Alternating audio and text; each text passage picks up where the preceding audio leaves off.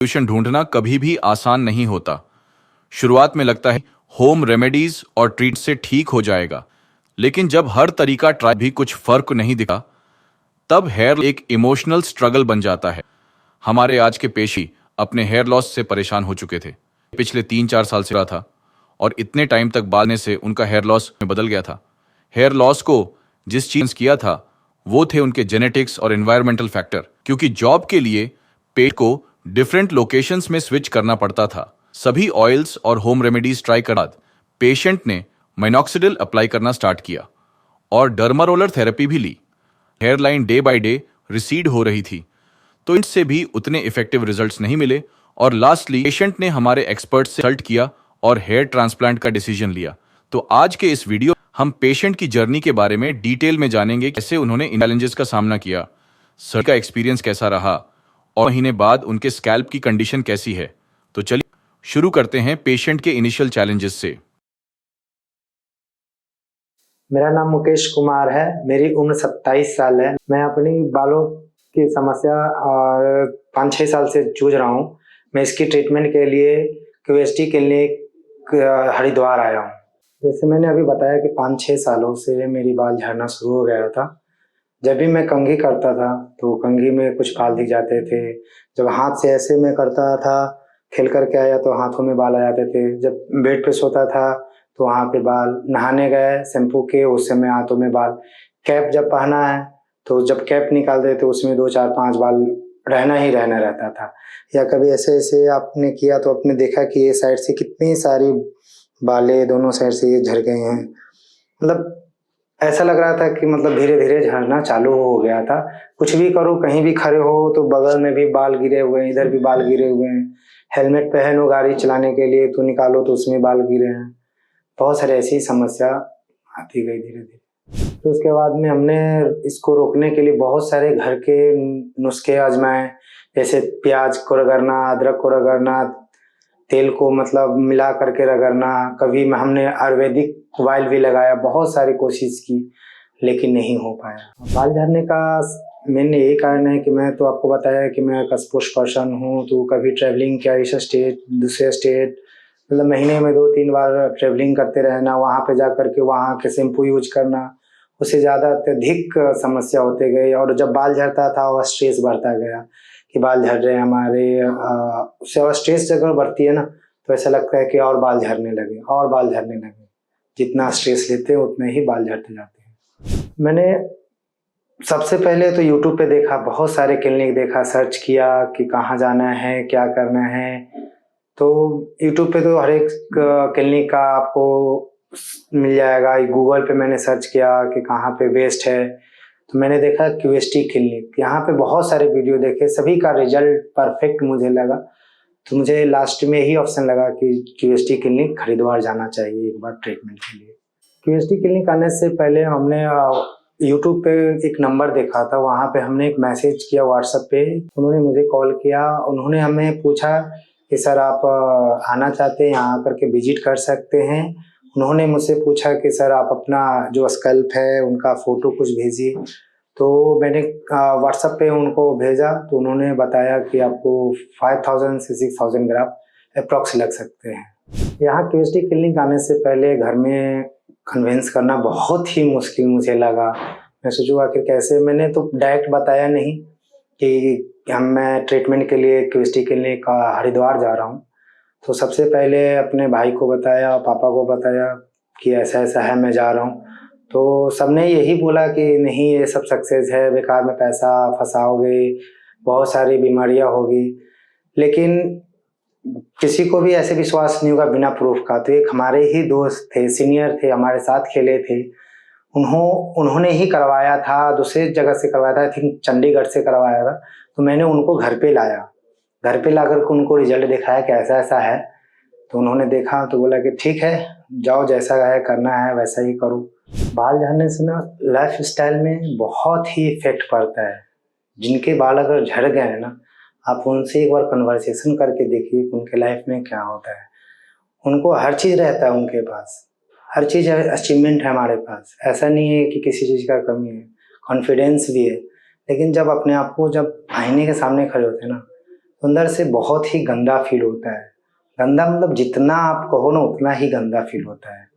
आप एक्सप्लेन नहीं कर सकते हो दूसरों के सामने। अगर मैं पार्टी में जा रहा हूँ, फॉर्मल पहन कर जा रहा हूँ, उस समय आप कैप लगाइएगा, अच्छा नहीं लगता है। ये इफेक्ट ऐसा डालता है ना कि आप पार्टी में जाने से ना 10 बहाने ढूंढ लोगे, एक्सक्यूज दोगे कि मैं नहीं जाऊंगा, मेरा ये काम है वो काम है। मैं देता हूँ, ऐसा नहीं है कि मैं नहीं देता हूँ, मुझे भी मन करता है कि मैं भी पार्टी में जाऊँ। हम पार्टी होता है तो आप जीन्स में जाओगे, सारे फॉर्मल्स में रहेंगे, तो जीन्स में चलो कि आप कैप लगा लोगे। मैंने लगाया लेकिन अच्छा नहीं लगता है, कब तक जीन्स में लोग कैप पहनोगे। फॉर्मल आपका खुद का पार्टी होता है, उस समय आप कैप लगाओगे। मैं अपना एक्सपीरियंस ये बोलूँगा कि अभी तक का, आज से 5-6 साल हो गया, सभी दोस्त का बर्थडे सेलिब्रेट करते हैं, लेकिन हम नहीं करते हैं। कारण यह है कि आप कैप लगा के रखोगे, उस समय केक लगाएंगे, कैप हटाएंगे, बेइज्जती होगा, होना ही होना रहता है बेइज्जती। आप कुछ नहीं कर पाओगे लाइफ में, कुछ नहीं कर पाओगे। अगर बाल नहीं, कुछ नहीं कर पाओगे। जिनके बाल नहीं उनसे एक बार पूछ लो क्या हाल रहता है। बहुत सारे ऐसे हमने देखा है कि बाल जिनके नहीं है, कॉन्फिडेंस तो रहता है, सामने जाते, दोस्त के सामने आप नहीं जाते हो, अगर दोस्त के सामने अगर जाते हो वो बोलते हैं कि 2-4 बाल बच्चे हैं वो भी खत्म हो जाएंगे तुम्हारे। इतना गंदा इंसल्ट होता है ना, ऐसा लगता है कि आपके पास कुछ बचा ही नहीं है। लास्ट ऑप्शन हमने लिया है कि यहाँ पे आकर के ट्रीटमेंट करवा लूँ KST। अभी ट्रीटमेंट के लिए मैं जाने वाला हूँ, तो बहुत सारे डाउट है। मैंने आज तक ना लाइफ में, मेरी याद से, लाइफ नहीं कहूँगा, मेरी याद से हमने कभी तक सुई तक नहीं लगाई है, लेकिन आते ही हमें 2 सुइयाँ, एक यहाँ और एक यहाँ लगी है, और पता नहीं अभी कितने सुइयाँ लगने वाली है। डाउट तो बहुत सारे हैं, क्या होगा, स्वेलिंग होगा, दर्द होगा, मतलब कंफ्यूजन ही है अभी कि कैसा महसूस होगा। लेकिन ये चीज़ आपको मैं ट्रीटमेंट होने के बाद ही अच्छी तरीके से बता पाऊँगा। ट्रीटमेंट के बाद मैं बस यही उम्मीद अपना लेकर आया यहाँ पे कि अच्छा सा हाई डेंसिटी के से बाल आ जाए, अच्छे तरीके से हो जाए, कोई समस्या ना हो लाइफ में, और कॉन्फिडेंस हमारा वापस आ जाए। तो अभी हम जा रहे हैं सर्जरी के लिए। बीच बीच में जो भी होगा मैं आपको अभी अपडेट करता ही रहूँगा, तो जुड़े रहिएगा मेरी जर्नी से। Thank you guys. Hair transplant से पहले जब हमारे एक्सपर्ट्स ने पेशेंट का डिटेल्ड स्कैल्प एनालिसिस किया तो ऑब्जर्व किया कि पेशेंट की हेयर लाइन सिर्फ रिसीड नहीं हुई थी, बल्कि पूरी तरह से वैनिश हो चुकी थी। फ्रंटल एरिया और मिड स्कैल्प में हेयर डेंसिटी इतनी कम हो गई थी कि स्कैल्प क्लियरली विजिबल था, जो एडवांस्ड स्टेज ऑफ बॉल्डनेस का क्लियर इंडिकेटर था।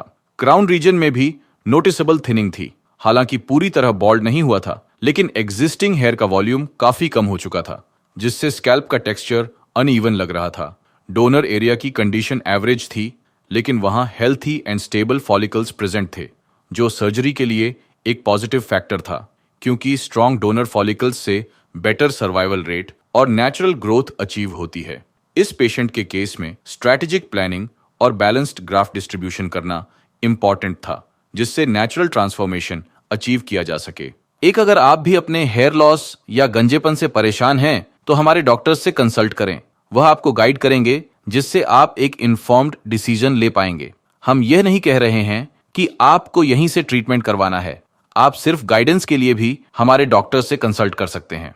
इनिशियल स्कैल्प एनालिसिस के बाद हमारे एक्सपर्ट्स ने पेशेंट के फेशियल प्रोपोर्शंस और बोन स्ट्रक्चर को ध्यान में रखते हुए कस्टमाइज्ड हेयरलाइन डिजाइन करी। हेयरलाइन का डिस्टेंस ग्लबेला पॉइंट से प्रिसाइसली मेजर किया गया था, ताकि ओवरऑल लुक नेचुरल लगे और फेशियल सिमेट्री मेंटेन रहे।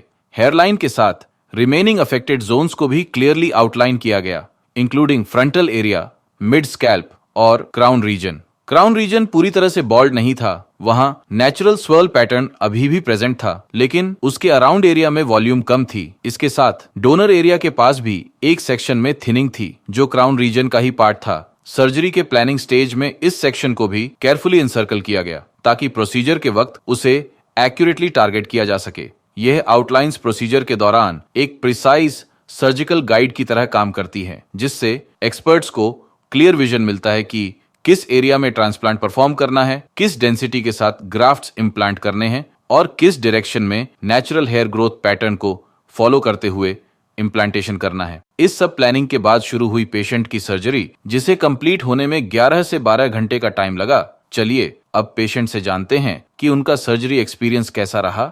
मेरा नाम मुकेश है। मेरी सर्जरी अभी 10 से 15 मिनट पहले वो ख़त्म हो गई। मेरा फर्स्ट डे का एक्सपीरियंस ये रहा कि फर्स्ट डे जब मैं आया तो हमारा ब्लड सैंपल लिया गया, स्क्रीनिंग किया गया और डॉक्टर से बात की गई, करवाया गया, काउंसलिंग करवाया गया। सारी चीज़ हमें फर्स्ट डे में हुआ और जब सेकेंड डे के दिन जब ट्रांसप्लांट हुआ, स्लेटिंग किया गया। सेकेंड डे जब ट्रांसप्लांट चालू हुआ तो एनेस्थीसिया, लोकल एनेस्थीसिया जो दिया जाता है, उस समय थोड़ा बहुत दर्द हुआ था हमें। फिर उसके बाद में डॉक्टर्स हमें पूछते रहे कैसा पेन है, कैसा है आपका पेन हो रहा है। तो मैंने डॉक्टर्स को बताया, यहाँ का हाइजीन बहुत ही अच्छा लगा, डॉक्टर्स का सपोर्ट भी बहुत अच्छा ही रहा। सेकेंड डे में हमारा पूरा सुबह से लेकर शाम तक ट्रांसप्लांट का काम चलता रहा। मेरे ट्रांसप्लांट में 5000 ये ग्राफ्ट लगाए गए हैं। ये आप देख सकते हैं, यहाँ से यहाँ तक पूरी 5000 ट्रांसप्लांट किए गए हैं। हमारी ट्रांसप्लांट क्यूएसटी टेक्निक के द्वारा की गई है। इसकी टेक्निक 99% सक्सेस है और मैं भविष्य में यही चाहूँगा कि ये भी हमारा सक्सेस हो। डॉक्टर्स में डिस्चार्ज करने से पहले हमें ये बता दिया था प्रिकॉशन कुछ हमें ये ध्यान करके रखना है, जब भी हम बाहर जाते हैं तो सर्जिकल जो कैप होता है वो पहन के रखना है। अगर आप मोबाइल चला रहे हैं तो हेड अप करके आपको मोबाइल यूज करना है। ज़्यादा से ज़्यादा आपको सर का ध्यान देना है कि स्वेलिंग ना हो।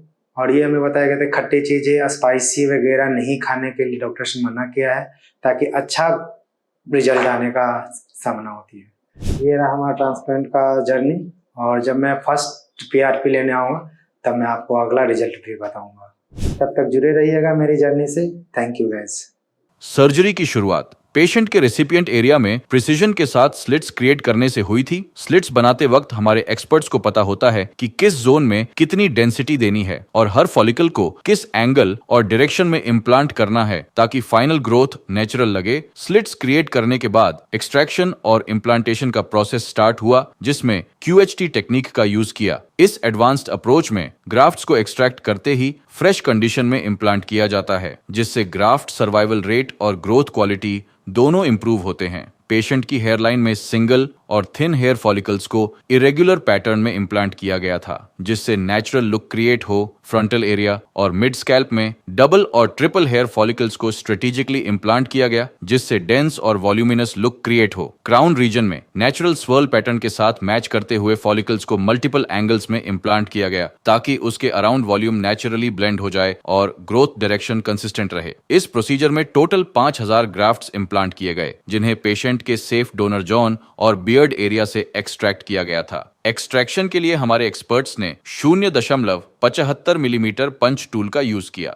जिससे डोनर एरिया में मिनिमल स्कारिंग होती है, हीलिंग फास्टर होती है और फ्यूचर के लिए डोनर एरिया प्रिजर्व्ड रहता है। अगर आप भी हमारे पेशेंट की तरह अपने लुक्स को बदलना चाहते हैं तो आज ही हमारे एक्सपर्ट्स के साथ अपने स्कैल्प की पिक्चर्स शेयर करें। प्रोसीजर के बाद पेशेंट ने 1 मंथ कंप्लीट होने पर फर्स्ट फॉलोअप के लिए क्लिनिक विजिट किया था। तो चलिए उनसे जानते हैं इस 1 मंथ का एक्सपीरियंस।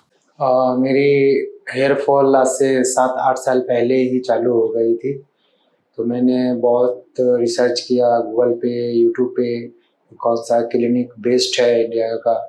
तो हमें QST का पता चला, तो मैं यहाँ पे आया 1 महीने पहले। आज हमारा 34 डेज कंप्लीट हो चुका है और यहाँ पे मैंने फर्स्ट PRP के लिए आया। मेरी टोटल ग्राफ्ट 5000 लगे थे और सर्जरी के टाइम में जो जैसा हल्का फुल्का जो पिंच करने का, कुछ चुभने का, बस उतना ही पेन होता है। कुछ एक्स्ट्रा ऐसा लगा नहीं कि हमें कोई एक्स्ट्रा पेन हो रहा है, ज़्यादा पेन हो रहा है, और कुछ ऐसा नहीं रहा। सर्जरी बहुत ही अच्छे से 8 से 10 घंटे में कंप्लीट हो गया था और यहाँ का एनवायरनमेंट बहुत ही अच्छा, क्लीन एंड प्योर क्लीन दिखा। यहाँ पे बहुत अच्छा लगा यहाँ आकर के। जब आफ्टर सर्जरी के बाद 5 to 6 डेज के बाद जब मैंने अपना फर्स्ट हेड वॉश किया, तो उस समय थोड़ा बहुत शेडिंग फेस टाइप सा लगा, 5-6 बाल निकले। और उसी दिन मैंने जब देखा वीडियो में, ग्लास में, हमारा जो ये शेडिंग फेस है बहुत अच्छे तरीके से, जितना हो सके उतना मतलब हील अप हो गया। पता ही नहीं चल रहा कि हमने पीछे से डोनर एरिया हमारा है वहाँ से ग्राफ्ट निकले और आगे लगाए। और जब मैं अपना पहला वीडियो जब ट्रांसप्लांट हुआ था उस समय का ग्रोथ और अब भी का ग्रोथ बहुत अच्छे तरीके से हो चुका है। ऐसा लग नहीं रहा है कि हमने 1 महीने 34 डेज़ हमारा कंप्लीट हो गया है कि ग्रोथ हुआ है। आफ्टर सर्जरी के बाद में डॉक्टर्स ने हमें कुछ प्रिपरेशन रखने के लिए कहा था, जैसे कि आप ज़्यादा मसाले वाले खाना नहीं खाना है, चिकन नहीं खाना है, ज़्यादा जिम वर्कआउट नहीं करना है ताकि स्वेटिंग ना हो। अगर स्वेटिंग होता है तो इचिंग टाइप का होगा। अगर इचिंग होगा सर में तो आप अगर खुजलाएँगे तो ग्राफ्ट डैमेज होने के लिए डॉक्टर्स ने प्रिपरेशन करने के लिए रखा था। और ज़्यादा धूप में नहीं जाना ओपन में, कभी भी अगर जाना हो तो एक सर्जिकल कैप मिलता था, वो पहन करके बाहर हम निकलते थे। ऐसा नहीं है कि घर में रहते थे, बाहर निकलते थे, थोड़ा बहुत काम भी करते थे, बट स्वेटिंग नहीं आने देते थे। इससे काफ़ी हमें इफ़ेक्ट पड़ा। जब मैंने ट्रांसप्लांट से पहले ना कहीं पे भी दोस्तों के साथ में अगर खड़ा होता था, पार्टी में जाता था, एवरी टाइम 24 आवर्स में 20 आवर्स कैप पहन कर ही रहते थे। लेकिन जब से मैंने ट्रीटमेंट करवाया है विदाउट कैप, कहीं पे भी फ्रेंड के साथ में पार्टी में ट्रैवल कर रहे हैं, कोई ऐसा फील ही नहीं होता। पहले क्या होता था जब हम ट्रांसप्लांट कराने से पहले मतलब फील ही नहीं लगता था कि यार कि हम इंसान हैं। मतलब नहाने के बाद सबसे पहले हम क्या यूज करते थे, कैप। शर्ट भी नहीं डाल रहे हैं, अगर कुछ पहने भी नहीं ना तो कैप ढूंढते, कैप पहन। लेकिन अब ऐसा ट्रांसप्लांट कराने के बाद ना बिंदास बाथरूम से बाहर निकलो, नहा करके आराम से, कैप का टेंशन ही दूर हो गया कि कैप लगाना है। लेकिन जब नहा करके निकलते थे ना, अगर कुछ चड्डी भी नहीं पहन रहे हैं लेकिन कैप लगाना ज़रूरी समझते थे। लेकिन अब ऐसा कुछ नहीं है, बहुत सुकून, बहुत शांति और 100% बोले तो मोटिवेशन अंदर से खुद को मिलता है कुछ भी करने के लिए। कोई भी क्लिनिक जाने से पहले मैंने डिसीजन लिया कि कौन सा क्लिनिक जाऊँ, क्योंकि हमें प्रॉपर रिजल्ट चाहिए था, प्रॉपर कॉन्फिडेंस चाहिए था। तो मैंने बहुत सर्च किया था कुछ महीने पहले, रेगुलर 6-7 महीने, कि कहाँ जाना है, क्या करना है, कौन सा क्लिनिक बेस्ट होगा हमारे लिए। तो मैंने एक बार गूगल पे सर्च किया, यूट्यूब पे क्यूएसटी क्लिनिक के बारे में, बहुत अच्छा रेटिंग मिला, बहुत ही अच्छा उसका फीडबैक था। मैंने डिसाइड किया कि वहाँ पे एक दिन जा करके अच्छे तरीके से सभी चीज़ का, एनवायरनमेंट का, कैसे ट्रीटमेंट होता है, डॉक्टर्स का बिहेवियर क्या है, बहुत ही अच्छा पॉजिटिव फीडबैक मिला एवरी जगह, एवरी प्लेस। तो मैंने क्यूएसटी क्लिनिक फाइनल किया और आकर के यहाँ पे ट्रांसप्लांट करवा लिया। और आज हमारा 34 डेज़ कंप्लीट होने के बाद हमने फर्स्ट पीआरपी लेने फिर से क्यूएसटी क्लिनिक आया। और अभी देख सकते हैं हमारा ग्रोथ पहले से और अब बहुत ही अच्छा रिजल्ट दिख रहा है। और ट्रांसप्लांट से पहले मेरा पहले का पिक देख सकते हैं कैसा था, और आफ्टर ट्रांसप्लांट के बाद 34 डेज़ कंप्लीट होने के बाद अब देख सकते हैं कैसा हेयर लाइन है और फोटोज़ में कैसा है।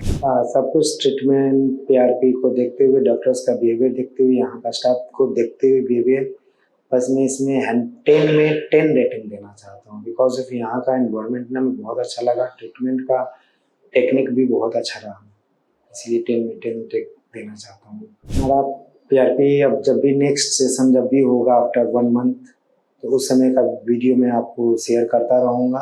अभी तक का वन ऑफ द बेस्ट हमें एक्सपीरियंस मिला। तब तक हमारे आगे के लिए वीडियो के लिए बने रहिएगा। थैंक यू क्यूएसटी के लिए, thank you so much. First follow up visit पर हमारे एक्सपर्ट्स ने पेशेंट के स्कैल्प पर लगभग 30% शेडिंग ऑब्जर्व करी। शेडिंग फेज में transplanted follicles temporarily rest stage में चले जाते हैं, जिसके बाद हेल्थी रीग्रोथ स्टार्ट होती है। इस विजिट पर पेशेंट ने अपनी फर्स्ट पीआरपी थेरेपी भी ली, जिससे स्कैल्प को डीप नरिशमेंट मिलता है और ब्लड सर्कुलेशन इंप्रूव होता है। डोनर एरिया भी इस टाइम तक कंप्लीटली हील हो चुका था और कोई मेजर रेडनेस या स्कारिंग विजिबल नहीं थी। इसके बाद पेशेंट ने 2 महीने पूरे होने पर दूसरी फॉलोअप के लिए क्लिनिक विजिट किया था और अपना एक्सपीरियंस भी हमारे साथ शेयर किया था। तो चलिए जानते हैं उनके 2 महीने के एक्सपीरियंस के बारे में। मैं 2 मंथ पहले हेयर ट्रांसप्लांट हुआ था और आज मेरा सेकंड पीआरपी है। मैं भी अपना एक्सपीरियंस शेयर करूंगा। 2 मंथ जब ट्रांसप्लांट हुआ था तब से लेकर कभी का, और जब मेरा ट्रांसप्लांट नहीं हुआ था उससे पहले का मैं अपना एक्सपीरियंस शेयर करूंगा। जब मेरा हेयर मतलब बॉल्डनेस पूरा दिख रहा था तब मेरा कॉन्फिडेंस एकदम जीरो, कहीं पर भी जाने का अंदर से फील नहीं होता था। लेकिन अभी जब से ट्रांसप्लांट मैंने 2 मंथ जब पहले करवाया था और अभी तक आज तक कॉन्फिडेंस बहुत ही अच्छा आया है। कहीं पे भी बेझिझक, वहाँ पे कहीं पार्टी हो, कहीं फंक्शन हो, बेझिझक जाता हूँ आफ्टर ट्रांसप्लांट।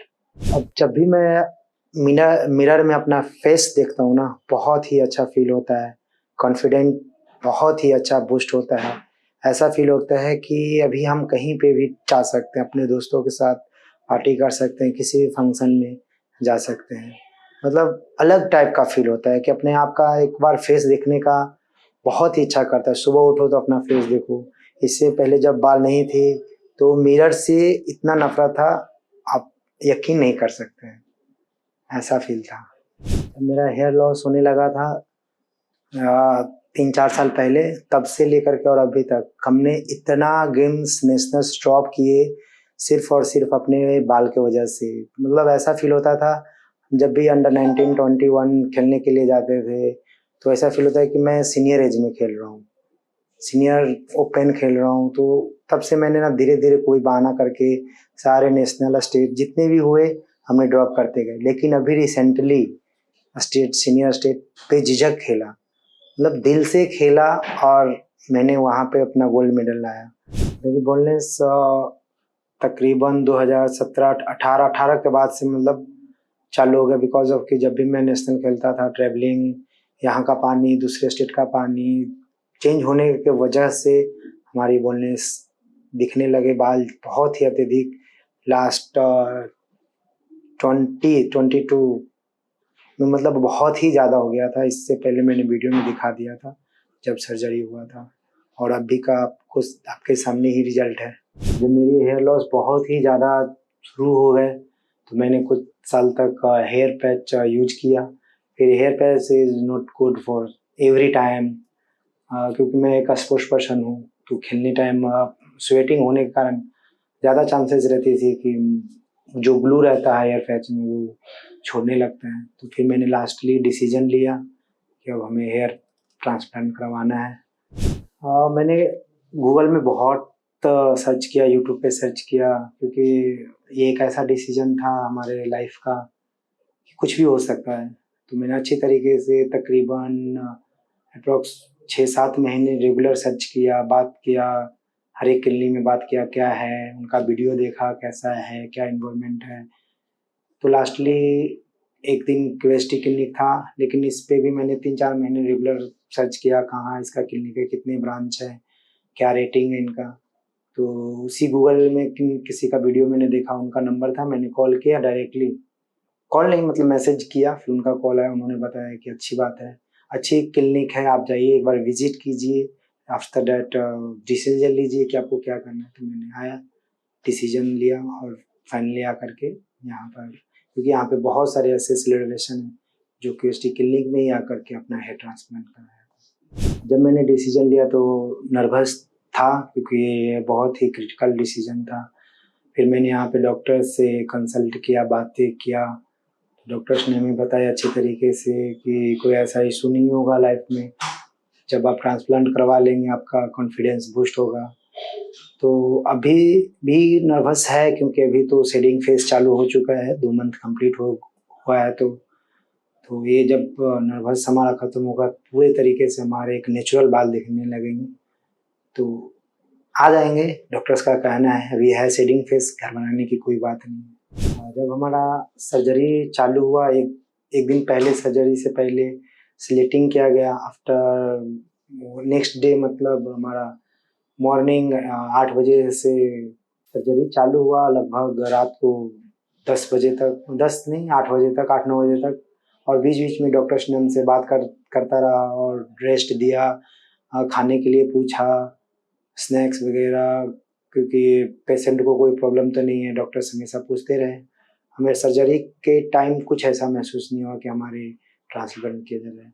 आफ्टर सर्जरी ख़त्म होने के बाद मालूम चला कि हमारा ट्रांसप्लांट ख़त्म हो गया है, और फिर मैंने अपना फेस शीशे में देखा, देखने लायक था। सर्जरी के टाइम हमारा क्यूएसटी टेक्निक के द्वारा और अच्छा सा रहा, कोई परेशानी नहीं हुआ। आफ्टर सर्जरी 1 मंथ तक हमारे पास QST क्लिनिक के द्वारा कॉल आया, फॉलोअप हुआ, कोई परेशानी तो नहीं हुई, कोई समस्या तो नहीं हुई। लेकिन जब मैंने यहाँ से ट्रांसप्लांट करवा गया, अच्छे तरीके से हमारी फॉलोअप की गाइडेंस यहाँ के QST टीम के द्वारा किया गया। मैं अपने ट्रांसप्लांट से तो सेटिस्फाइड हूँ और 100% सेटिस्फाइड तो अभी नहीं कह सकता, क्योंकि अभी शेडिंग फेज है। जब हमारा शेडिंग फेज कंप्लीट होगा और ग्रोथ होना चालू होगा, तब मैं आपको नेक्स्ट वीडियो में बताऊंगा। मैं उस बंदे से एक बात बोलना चाहता हूँ जो हमेशा कैप पहन कर रहते हैं, एक बार आकर के QST क्लिनिक में विजिट करें, अपना एक्सपीरियंस देखें कैसा यहाँ पे है। और आप QST क्लिनिक के यूट्यूब पे भी जा कर देख सकते हैं, जो अभी भी कैप पहनते हैं, एक बार आ करके यहाँ पे कोशिश करें। मैं अपना एक्सपीरियंस बताता हूँ, जब भी मैं नहा करके आता था, अंडरवियर पहनने से पहले कैप ढूंढता था, कैप पहनता था। ये हमारा ऐसा एक्सपीरियंस है ना, मतलब दिल से बोल रहा हूँ, बहुत ही मतलब ऐसा कॉन्फिडेंस लगता है ना कि लोग नहाने के बाद, वॉशरूम निकलने के बाद टॉवल हटाने से पहले हम कैप लगाते हैं। जिनके बाल झड़ने लगे ना, मैं उनसे पूछूंगा ऐसा होता है उनके साथ, क्योंकि हमारे साथ भी हुआ है कि टॉवल चेंज करने से पहले मैं बाथरूम आने के बाद सबसे पहले कैप पहनता हूँ। और आप भी ऐसा करते हैं जिनके बाल झड़ चुके हैं, तो एक बार प्लीज आकर के यहाँ पे विजिट कीजिए, डॉक्टर से मिलिए, कंसल्ट कीजिए, कॉन्फिडेंस, फिर उसके बाद में हमसे बात कीजिए। मैं बहुत ही एक्साइटेड हूँ अपना रिजल्ट देख करके। मिलते हैं नेक्स्ट वीडियो में। Thank you QST। 2 मंथ्स में पेशेंट के स्कैल्प से 60% फॉलिकल्स शेड हो चुके थे और नेटिव फॉलिकल्स नेचुरल पेस पर ग्रो कर रहे थे। डोनर एरिया में शॉर्ट हेयर ग्रोथ होने के बाद भी एक्सट्रैक्शन के ज्यादा साइंस विजिबल नहीं थे। अगर पेशेंट की 2 मंथ्स स्कैल्प अपीयरेंस को इनिशियल स्कैल्प कंडीशन से कंपेयर करे तो पॉजिटिव चेंजेस विजिबल थे। स्कैल्प ओवरऑल हेल्थियर लग रहा था, हेयरलाइन जोन में सटल आउटलाइन बनने लगी थी और ट्रांसप्लांटेड एरिया में ग्रेजुअल इंप्रूवमेंट दिखने लगा था। क्राउन रीजन में नेटिव फॉलिकल्स बहुत अच्छे से ग्रो कर रहे थे। ये सिर्फ स्टार्टिंग थी। अपकमिंग मंथ्स में रीग्रोथ फेज के साथ इन रिजल्ट्स में ड्रामेटिक चेंजेस आएंगे, जो पेशेंट की ओवरऑल पर्सनैलिटी और अपीयरेंस को एलिवेट करेंगे। हेलो फ्रेंड्स, अगर आपने अभी तक हमारे चैनल को सब्सक्राइब नहीं किया है तो प्लीज इस वीडियो को लाइक कीजिए, शेयर कीजिए और हमारे चैनल को सब्सक्राइब कीजिए। और ध्यान रहे बेल आइकन दबाना ना भूलें, जिससे हमारे हर वीडियो का अपडेट आपको समय समय पर मिलता रहेगा।